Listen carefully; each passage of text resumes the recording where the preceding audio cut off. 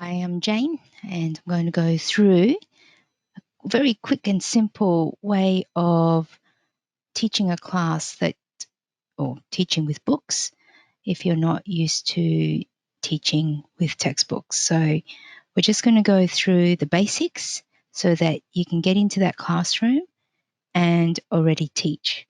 Okay, and it's the easiest thing ever. Okay, so if you're going into an ELICOS school and you've never taught with these textbooks or with any textbooks, you don't have, or you've got minimum experience because you've only done it, in your TESOL course, don't get scared, okay? The biggest or the most important thing you need to do is get familiar with the textbooks that you're going to be using. The best thing to do with this is make sure you've got your teacher's book as well as the student's book. Once you've got those two main things, you're ready to begin. All right. First thing you want to do is obviously have a look at the textbook itself, and you'll see that usually it's prescribed what you need to do. So unit 1 is usually week 1. Unit 2 is week 2. So it's really easy for you to follow where they're up to. You will also find the lesson plan. It should be there, and so that you can see where the teacher's up to. But for the purpose of this demonstration, what I want to show you is let's start at Unit 1. Okay, now you can see here on your screen that it's leisure and sport. They're going to be covering the grammar focus, revision and questions. They're going to be looking at present simple and frequency phrases, vocabulary, leisure activities. Okay, let's make this a bit bigger so everyone can see what we're looking at here. Okay, and that should be a bit better for everybody. Okay, vocabulary, we're looking at leisure activities, sports and games. So already when we're looking at these things, you're already thinking, okay, what kind of leisure activities, what sports, games? And this is going to be a demonstration with pre-intermediate students. So they do have a little bit of language there already talking about what kind of hobbies they have, what kind of things that they do in their free time. So that's what we're expecting. Okay, so it's a review of that kind of vocabulary. And for reading new ways with old sports, and you can see here as we're scrolling across, we've got pronunciation, stressing in questions, and they have a task here. And this is do a 60-second interview, reading and speaking there. And the language is world culture, video, research, unusual sports. So you're already thinking, okay, we might be doing some research about unusual sports, or you might even find out what unusual sports your students are going to or have done. Okay. And it even tells you which pages to study and practice. Okay, and what words to memorize. So these kind of things you can give for homework. Now, when you go into a school, you're not going to teach that whole unit. So as you can see here, we'll just reduce this again. All right, there's a lot to cover. Okay, and as I said, 1 unit per week. So you're not going to use the whole unit for one session, all right, or for one day. You're only going to be teaching usually 2 pages per day. And usually it's only around 5 hours. So how are we going to get this unit into 5 hours? That's where we have to use a little bit of our imagination and also look at where we can extend those activities that are given to us. So that's the unit 1. This is what it looks like in the book. When we have a look at the teacher's book, let's have a quick look at the teacher's book. The teacher's book really tells you what you need to do, and you don't have to think too hard. Okay, you don't need to replan everything like you did perhaps in your TESOL course where you had to start from scratch. All right, this is telling you what to do, so you don't need to stress out about, oh, how am I going to teach this? All right, if you're unsure, it's your first time, this is the best place to have a look at it. Okay, so every school, you will usually have different textbooks. Okay, this one in particular is cutting edge, pre-intermediate, but it doesn't matter what level you're teaching or what book you're teaching from. Most will have a similar layout, all right? So let's have a look at this. It's leisure and sport. If you look at the overview, as I was saying to you, you're not going to teach every single page in one day.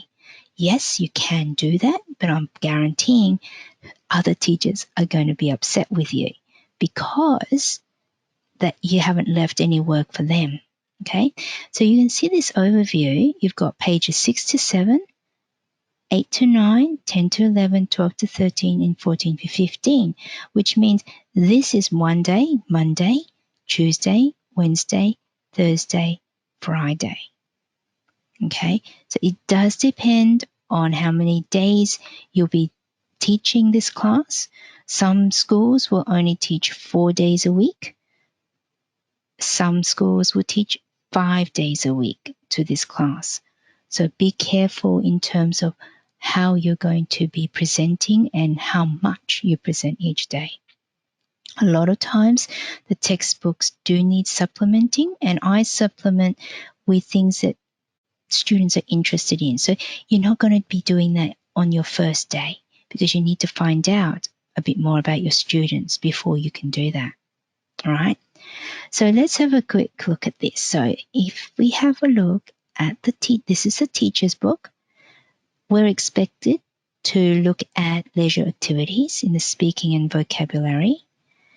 It's telling us that students can give a simple description or presentation of daily routines, likes and dislikes. This is what we're expecting them to come out with at the end of the day. All right? And the second day, revision of questions, stressing questions, and we're expecting them that the students can ask and answer questions and exchange ideas and information on familiar topics on predictable everyday situations. Okay, so that's what they're hoping to achieve. Okay. All right, so what we want to have a look at then is, let's have a look at how to teach this lesson. So always have a look at the teacher's book first, okay? And then you have a bit of an idea on how to add or adjust it if you need to, all right? When I say adjust it, sometimes the activities in these books don't always work for your cohort. Sometimes they're brilliant, just depends on your student. So, even though the textbook tells you, do this, do this, do this, honestly, if that activity is not working, and you can see the students are like, they're starting to get on their phones. If you have students leaving your class and not returning, something's not right. So you want to adjust it. You want to be prepared for those kind of things. Like if this is not going to work, this activity is not working, move on to the next activity.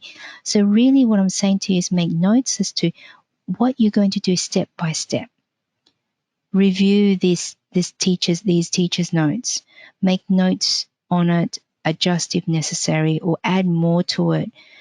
Make sure you know what you're going to do. It's no good going into the classroom and saying to your students, oh, hang on, I just got to read what I have to do next, or hang on, I can't remember the next activity. So be familiar with what steps or what things are you going to cover in that class. I think that's the biggest tip. All right, so warm up. All right, so honestly, the first time you meet these students, your warm-up is to find out about the students. What are their interests, okay? As well as in this case, because we're going to be warming up to the topic for this particular unit. So it says here, ask students what they did last night to relax, okay? So we're just going to make this a bit bigger so everybody can see. Put students into groups that have something in common, okay? Everybody who watched TV sits together. Everybody who played a computer game sits together. In their groups, they find out what each person watched or played and who they did it with. Okay. Now, I can already see a problem with this one. Okay. And this is just me with my experience, is that not everybody plays computer games, although they do nowadays. Most of the youngsters do. But with my cohort, I remember most of them are professionals, and most of them who are international students coming here are working. Okay, so not all of them will have this. Okay, so just depending on your group and their age group, just be careful with this one. Okay, adjust when necessary. The other alternative with this warm up, I would say, is just get them into in a group or in pairs and find out 3 things that they have in common. Okay, so already I would be putting on the board 3 things that, expressions actually, when they are looking for something that they have in common, like, oh, so do I, me too, or neither do I, if it's something that neither of them do. So just review what you would say to someone.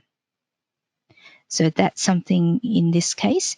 But then once you've got them seated, the other thing is make sure well, this is what I do anyway, make sure you separate nationalities. And what I mean by this is match, for example, a Colombian with a Thai or a Brazilian with a Taiwanese student. Okay, so mixed nationalities. And you want to do this so that then you can, you build a class or a team of students who can work together, not just by nationalities, but by the mix. Okay, they need to be friends with each other, not just friends with their own nationalities. Okay, some students don't like it as well, and you'll get complaints that they are always matched with their own nationalities. So just be aware of that one. Okay, we got speaking and vocabulary. So we're already looking at the leisure activities. All right, so this is the first part of your lesson. Here, 1A. So it says to you, see teaching tips, working with lexical phrases on page 21. So you can have a look at how to teach vocabulary. Okay, but let's have a look at 1A. Focus attention on the photos and elicit a description of them. Students work in pairs to match the activities in the box to the photos. All right, so we already know we have to pair them up. Check that students realize all the photos refer to leisure activities and that students can pronounce leisure correctly. So this is quite a difficult word, so leisure. Now, a lot of teachers do group or like choral kind of pronunciation, but honestly, it takes only a second to go around and ask students, okay, to repeat leisure, leisure, leisure, leisure. That kind of, you've got to get it right, and it's easier to hear them when you're asking them separately. Okay, honestly, it doesn't take that long. 18 seconds, 1 second per person. Okay, and those who need help, you can assist with. Okay, checks that the students understand go out with friends, go to evening classes. Students then work in pairs to talk about the activities that they do every day. Okay, so let's have a look at these pictures that they're talking about. So we have a look at the book. So let's just go to the book, and I've just, hang on, I thought I did have it there. There you go, so you can see the book. Now, as you can see, beautiful pictures, okay? Easy on the eye. So we've got speaking activity 1A, working in pairs. Which activities in the box can you see in the photos? All right, so you're going to have a look at the photos. So they've got to talk about which activities do they do every day. So first they're matching, go to the cinema, go out with friends, listen to music, go to evening classes. All right, so what they're saying is double check that your students actually understand the vocabulary before you get them talking. Because what happens here is if you don't, each one in each group, and you've got 18 students usually in a class, will be asking you the same question. All right, so you want to go through as a group, making sure that they understand the words. You think, oh yeah, this is quite easy, but it's not easy for them. All right. So you just got to remember that. Go to the gym. All right. So we have a look at the pictures and we pair, and they work together. Okay.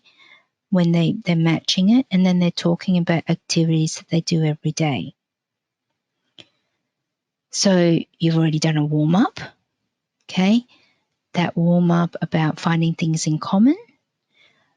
You can then ask them to give feedback as to, 3 interesting things that you have in common. All right. So from each group or each pair, you can already elicit that. So that will give you some time there. There's some time there that's going to be needed. Then you got working in pairs and discuss. So another, that's going to be 10 minutes here. Okay. So it could even be 20-minute activity, all right, depending on, the different activities. Now, I would add to these activities, all right. I would have added this in the warm-up section when we find out what they have in common. A lot of times what our students do may not necessarily be what's in the textbook. So I would put that on the board, okay? Use your board well and write neatly, because a lot of our students will take photos of that board. But use that to add to the vocabulary range that you're going to be teaching your students. Okay? So a lot of our students go hiking. A lot of our students actually go to work. And that's what they do every day. All right? Because they have to be able to pay for the fees. So those kind of things, you want to make it realistic as well. You want to make it relevant for the student. Okay, so we've done that bit. Then we're going to the listening. Now, usually with the listening, if you have a lot of the textbooks are interactive nowadays, or if you've got it on the computer, all you need to do is click on that icon and someone will actually read it for you. There's a recording. Or alternatively, it will be on a CD, which will be on a USB nowadays, or it's already preloaded onto the computers at work. The other thing is, when things go wrong, there's always the script, and that's usually at the back of the student's book that you can always refer to. So when everything goes wrong, for me, and it has happened to me, I will actually read it. I'll open it up and read the script myself. Okay? In this case, it's listening to the phrase and practicing saying them aloud. Now with this one, the beauty of this one is you can stop, listen to them, and keep going to the next phrase. What I like to do with this one is actually, again, one-on-one, I want to hear them saying those phrases aloud so I can help with the pronunciation. It's especially important when you have students, and this is from my experience, people from Taiwan and Thailand, and even sometimes Japanese and Koreans will need assistance with their pronunciation. And it's important to fix, really is, especially at the lower levels, okay? Because what I've found anyways, if it's not corrected now in the early stages of their English learning, they do carry that on when they get to upper int. And then when they have to do English tests, they do get penalized severely. Okay, so it's quite important to make them aware of it and to help fix it. Okay, so we've done the listening section and practicing and speaking aloud. So then we've got 2. It says read the results. Let's make this a bit bigger. All right, so it says read the results of the leisure activities. Just going to bring that down a bit more. Read the results of the leisure time survey, and answer the question. What was the survey? What is it about? Now, first of all, survey. what is a survey? Okay, so you would ask your students what a survey is. Now, we want to go back to the actual teacher's book because we're getting ahead of ourselves here. Now, this here, the instructions that are here, so you can see here, number 2, it says check that students know what a survey is. Oh, yeah, that's automatically for me. I think, okay, do my students know what a survey is? Do they know what a questionnaire is? So I always extend their vocabulary, okay? You could also ask which companies carry out surveys in their country or what the topics of common surveys are. Ask students to read the 2 questions and then quickly read the text to answer the questions. Remind students they don't need to read every word in order to answer the questions. Okay, so we have a look at the questions. So it says here, now what I do here is I actually get students to read this for me, right? And the reason for that is so that I can, 1, see how well they can read, and secondly, check their pronunciation is okay. All right?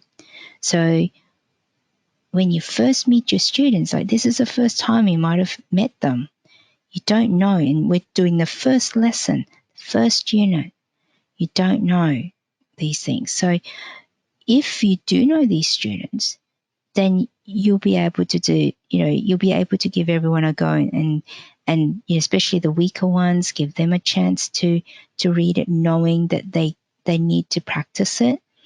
Okay, so that's the thing. You just want to check out what your students can and can't do, and that's what you often have to do, right? Okay, so where was the survey? What is it about? So we read it. Okay, in our online, make that bit bigger again. In our online poll, we asked 1,000 young adults between 16 and 24, how do you spend your free time? Now, see how you got free time? What do you do in your free time? What do you do in your spare time? So introduce other word expressions that mean the same thing, right? That way, your students are always building vocabulary up. And again, write it on the board. Always have a list. I always have a column on the right-hand side of my whiteboard of all the new words, okay? Because there's nothing worse than a student saying, I didn't learn anything from this lesson, all right? I always put new words up on the board and I make them take a photo of it or write them down, okay? Because at the end of the week, I often have mini quizzes, okay? Vocabulary quiz of what things mean, all right? But here we've got here, something percent of young adults use the internet every day. All right, so they're going to be listening out for the answers for these, okay? The most popular leisure activity is going to the cinema. Something percent say it is their favorite evening activity. So when I go through this and the students are reading this, the other thing I do is I get them to predict, what do you think is the percentage? Yeah, what do you think? Is it 20% say it's their favorite evening activity? Right? Have a guess. What do you think it's going to be? And obviously, we want to, why are we doing this? Is so that then they're starting to think about, okay, I'm going to be listening for a number. I'm going to be listening for something that is to do with the cinema. Okay? And I also get them to underline the key words. All right? 82% of people say they watch TV for more than something hours a week, and something percent listen to the radio. 38. Okay, so just go through the questions with them. Make sure that students understand what they're going to be listening out for. So then we have a listening here, 3A. Listen to a radio news report about the results of the survey. Before you listen, try to guess where the numbers in the box go in the survey. All right, so we've got here these numbers. Now, these numbers, I often find that students find numbers quite difficult. All right, so even just practicing saying this 10, 23, that TH sound causes a lot of problems with a lot of our students because they don't have that in their own language. So 23 or 30, okay, that TH sound, 30. And I actually get my students to say it, to pronounce it, to fix it if they don't know. 32, 42, 87. Nice and clear. All right. So let's have a look. So let's have a look at what the teacher's book is saying as to what we need to do. Okay. So tell students they are going to, yes, we've done that bit. Okay. We're going to play the recording. With weaker classes, oh, look at this. Could check the pronunciation numbers. Oh, look at that. I've already done it. To do the activity. Play the recording and ask students to check their predictions. Now, this is in everything with listening. It's teaching students to predict is an excellent skill, and we often practice this. Why? Because when it gets to later on, when they're going to want to do IELTS, these skills are essential, right, for them to be able to do well in their listening tests. Okay, so that's why we've already started at pre and actually we've started in elementary, but it just keeps repeating. This is what's important to do when it comes to the listening. And we prepare them. Now, I always sort of, and this also says about, do the pronunciation of the numbers. And I like to do this because I like to make our students feel that they are able to do it. We want to make them successful in their learning.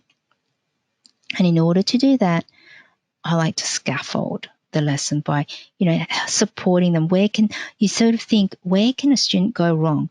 Where is it, or where's the weakness so that our student can be successful in their listening, successful in the lesson that you're about to teach them? All right. So I'd like to give them lots of different, step by step to be able to then get them to a successful outcome. So again, you go through that survey, you identify words that they may not know, you identify, the expressions that they may not know, and explain that before you do the listening. All right, then they can hear the answer. All right, it's not cheating. It's a matter of how we scaffold or how we assist our students to achieve a successful listening task. Okay, and how we can make them feel good about themselves that, they were able to get the right answer, not realizing that we've actually scaffolded them a lot. Okay. All right, speaking in vocabulary, exercises 3A. Here's an alternative suggestion. Ask the class to agree on which numbers should go in each gap. Put the answers on the board, students, and listen to see if the predictions were correct. Correct answers on the board as a class. Okay, so that's the other thing. You can make that into a game. You could even get them to, as a pair, decide which number goes where, and then who guesses it right. Okay. Again, it does depend on your class, how competitive they are.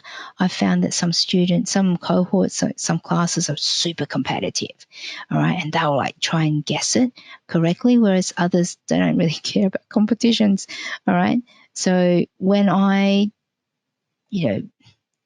if I have adult classes, I make my students quite competitive with lollies. I'll have a jar of lollies, and whoever guesses it right gets a lolly. Okay, so just as a fun treat, that's all. For young kids, can't do that, unfortunately. Or they can get the lolly, but they can't eat it in class because they will get a bit hyper. Okay, so then we've got B. Ask students to listen again to check their answers, and then work with a partner to compare. Finally, check answers with the whole class. Okay, so they are the answers. So you don't have to go far with the answers because the answers are given to you, all right? So this is the best thing about teachers' books. You don't have to think too hard. The answers are there. But obviously, sometimes the answers are wrong. So you do need to listen to it. Just double check that, yeah, what's written in the book is correct. So just be careful with that one. Okay, so we're going to go down here. Number 4, let's read the teacher's notes. Introduce the 2 people by drawing students' attention to the photos. Explain that these 2 people took part in the survey. Ask students to read the texts and complete the gaps with verbs from exercise 1A. With stronger classes, you might want to ask students to complete the gap first and then use exercise 1A to check their answers. And again, look, here are the answers. So let's have a look at the book. All right, so we've listened. So we're going to go down this page. And I've gone too far because we're not going down the page. That's the other teacher's page. So this is the page that we've got to teach. All right, remember, only 2 pages. Okay, so we're going to question 4 here.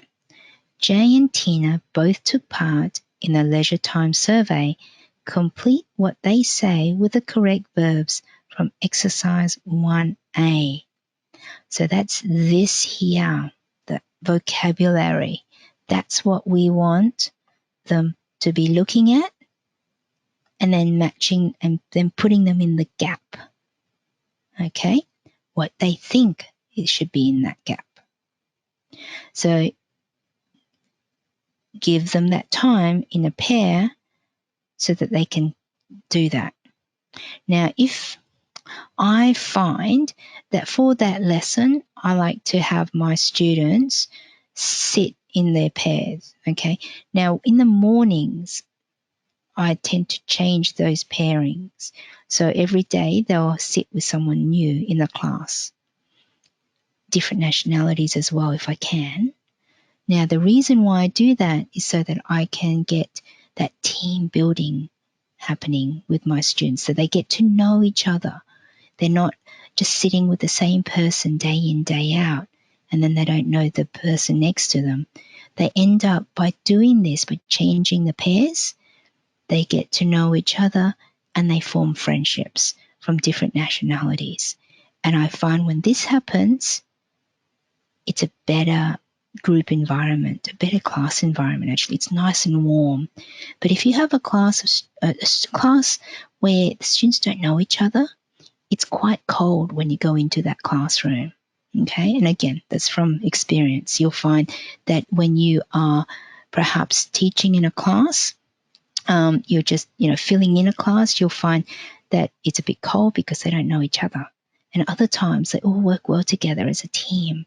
And that's something that, if you get given a class to work with, that's something to work towards. Okay, so let's have a look at the rest of this and make this a bit bigger so we can all see. All right, so doing this survey, they're going to be listening to it. So here we go. We've got sorry about that. Go back again. All right, can you read that? I hope you can read that. Okay, so my computer is very important for me. I'm a student at Manchester University, so whatever. So they just need to write, obviously that's a little bit small, the gap. A lot of students will buy a book and they will write in the book, and others will just get a text, another workbook where they will just write their answers, number 1, number 2, number 3, okay? So either way, get them to write down their answers, their responses in pairs, work through it together. And I did it again. All right, so that's the activity for that one. Now, the answers are here. And then you obviously give them time and walk around the room, okay? So when you are getting them to do pair work, don't just sit with one group. Make sure you get yourself around that classroom. Get to talk to each pair, as they're working through these exercises. All right, highly recommend that rather than just sitting at the front of the classroom and just waiting for the time to go by. Get in there, talk to the pairs, talk to the people, talk to your students, and see how they're going. Help those, and you'll notice some of them will just like look at it and they look at the other person, or it's very quiet. It's very quiet because they haven't figured out which one, okay, or they don't really know what to do. That's the other problem you might find, is that they don't know what they have to do, what the activity requires them to do. Right, so I end up having to, for example, highlighting or circling those words and saying, oh, you've got to put them in here. Remember, your class will always have a range of levels. So yes, this is a pre-in class, but you will have students who've been in there for a while, perhaps. They're working through a new book, or they've just come up from elementary and have come into your pre-in class. So they are still at an elementary level, so they still need more guidance, okay? So just be aware, and that's the beauty of going around the class and checking how everyone's going and how they're progressing. You may give them 5 minutes or 10 minutes, or they may need a little bit more. And how are you going to know that? By walking around the class to see how each pair is going, okay? Not by just sitting at the front of the classroom, okay? All right, so then we've got go through the example sentences in the book, elicit a couple more examples. Student work in pairs to find at least 3 things that their partner does and doesn't do. Conduct class feedback to find out what the most or least popular activities are. Okay, so this is 5A. And we've got an additional activity here. You could round this section off by asking students to write sentences similar to those in the survey in exercise 2 about the class. Okay, I have an alternative one to this one, is they could actually use that survey and ask another class, but this would require planning before your lesson. You'd have to talk to the other class. There's usually more than one pre-int class in a school, and usually those classes are in the same stage of the book as you. So you could work with them and say, hey, do you want to do the survey at the, 10 minutes before class? Actually, you'd probably give them at least 15 to 20 minutes for that activity, because you've got to get to the class, set it up, get them to ask each other the questions, and then come back to class and collate what they got, and then give feedback. So it would take at least probably 15 to 20 minutes for that one. Okay. All right. So let's have a look at the book. It says here, so that was the instructions for 5A. Work in pairs. Ask and answer questions using the verbs in exercise 1A. Make a list of 3 activities your partner does and 3 activities he or she doesn't do. Do you go to evening classes? Yes, I do. I study English. Do you play a musical instrument? No, I don't. How about you? And then it says, compare your ideas. What are the most popular leisure activities and what other things do people do in their free time? Okay, so that is page 6 and 7. Now, additional things that we may want to extend, all right? So obviously, we're going to find out what people do. The other thing what you could also do is find what extreme hobbies people have. That's another thing you could also do and discuss, okay? And you could also introduce follow-up questions like what, where, why, who with, so that when they are talking, they can extend their responses. So here, maybe they go to the cinema. Where do they go to the cinema? Who do they go to the cinema with? Yeah, what kind of movies do they watch? So that's where the extension can be placed or can be put in. And this is where then you have a nice conversation with somebody. All right. It's not just like a survey where, okay, here's a question, here's the answer. We can discuss more. And we can do that in this section when we're working in pairs.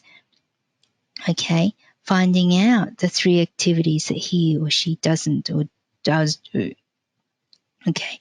So if you don't teach that, what will happen is that these activities will go really quickly, like 5 minutes, when in fact you could get this to 10 to 15 minutes.